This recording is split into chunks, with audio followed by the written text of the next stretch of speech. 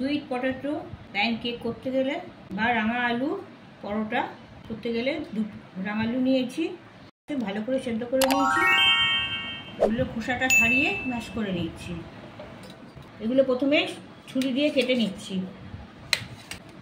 টুকরো করা রাঙালুগুলোকে এবার চামচ দিয়ে আমি ম্যাশ করে নেব। রাঙালুটা শরীরের পক্ষে খুব ভালো, এটাতে প্রচুর ফাইবার থাকে আর এটা হার্ট ভালো রাখে। ব্রেকফাস্টে রাঙালু খেলে সারাদিনে কাজে অনেক শক্তি পাওয়া যায়, শরীরে ওজন কমাতেও সাহায্য করে। মিষ্টি আলুটা ম্যাশ করা হয়ে গেছে। একটা বড় জায়গাতে আমি 1 কাপ ময়দা নিয়েছি, এতে 1/2 চা চামচ নুন দিয়ে দিচ্ছি, 1 চা চামচ বেকিং পাউডার নিচ্ছি। এটা অনেক পুরনো বেকিং পাউডার, সেই জন্য এটা 1 চা চামচ নিয়েছি। যদি নতুন থাকে তাহলে 1/2 চা চামচ নিলেও হবে। ওই কাপেরই 1/2 কাপের একটু কম চিনি দিয়ে দিচ্ছি। এছাড়াও এতে মধু ব্যবহার করা যেতে পারে। সামান্য জায়ফলের গুঁড়ো দিয়ে দিচ্ছি। এছাড়াও ভ্যানিলা এসেন্স ব্যবহার করা যেতে পারে, তাছাড়া ডালচিনির গুঁড়ো ব্যবহার করা যেতে পারে। এগুলো সব মিক্স করে নিচ্ছি। ওই কাপেরই 1 কাপ দুধ নিচ্ছি। 2 টেবিল স্পুন সাদা তেল দিয়ে দিচ্ছি। সাদা তেলের বদলে মাখনও দেওয়া যেতে পারে। একটা ডিম ভেঙে দিয়ে দিচ্ছি।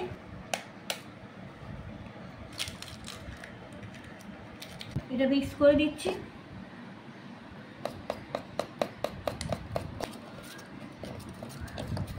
এর ভেতরে যে চিনিটা দেওয়া আছে সেই চিনিটা যতক্ষণ না গলে এটাকে একটুখানি ফেটিয়ে নিতে হবে।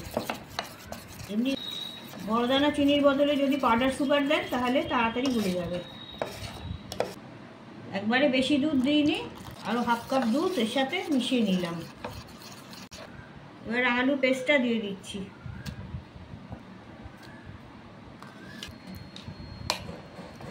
এগুলো এবার মিক্স করে দেবো এর সাথে।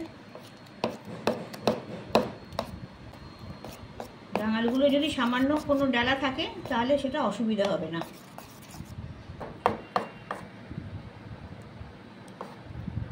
এইরকম ঘন হবে ব্যাটারটা। ওভেনে ফ্রাইং প্যান বসিয়ে সামান্য একটু তেল ব্রাশ করে নেব।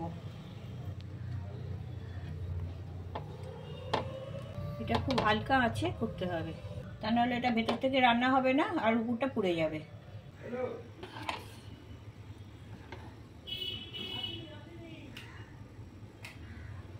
এক হাতা ব্যাটার নিয়ে এটা দিয়ে দিচ্ছি।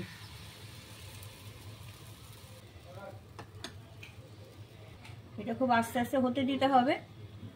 আর এটা ঢাকা দিয়ে দিচ্ছি, এটা আস্তে আস্তে হতে থাকবে।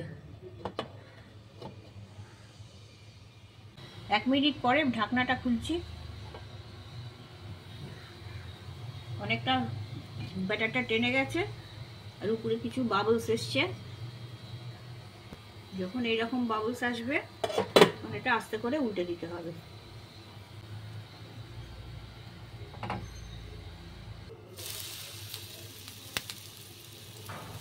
রিপিটটা এবার 1 মিনিট আরও করে নিতে হবে। এটা 1 মিনিট হয়ে গেছে, এবার এটাকে তুলে নিচ্ছি। এইভাবে আমরা সবগুলো করে নেব।